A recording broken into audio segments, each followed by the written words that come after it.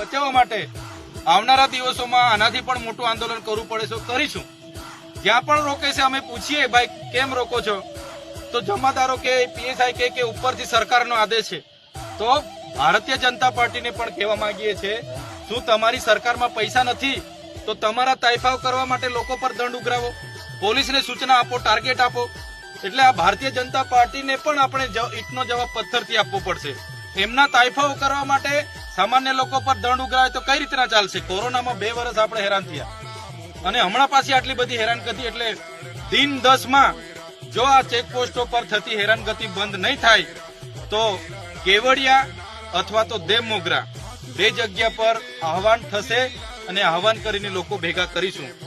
અમારા કાર્યક્રમ આજે તમે જોયું, આપણો કાર્યક્રમ હોય ત્યારે એ લોકો આપણને કે પરમિશન જોઈએ. અલ્લાભાઈ, રજૂઆતમાં અમારે શું પરમિશનની જરૂર છે? અમારા અધિકાર છે. બીજાના અહીંયા વરઘોડાઓ નીકળે ત્યારે પોલીસ બંદોબસ્ત આપે અને આપણે આવવાનું હોય ત્યારે 10 નાકા પાડે અને ત્યાં આપણે જીભાજોડી કરીને અહીંયા આવવાનું. એટલે કેવડિયામાં પણ પ્રોગ્રામો કરવાના થશે. ગુજરાત, મધ્યપ્રદેશ, મહારાષ્ટ્રના લોકોને આહવાન કરીશું.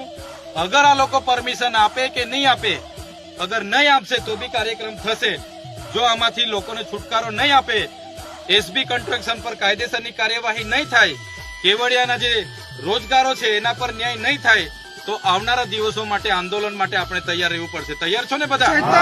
तुम आगे बढ़ो, हम तुम्हारे साथ हैं। शैतर भाई तुम आगे बढ़ो, हम तुम्हारे साथ हैं।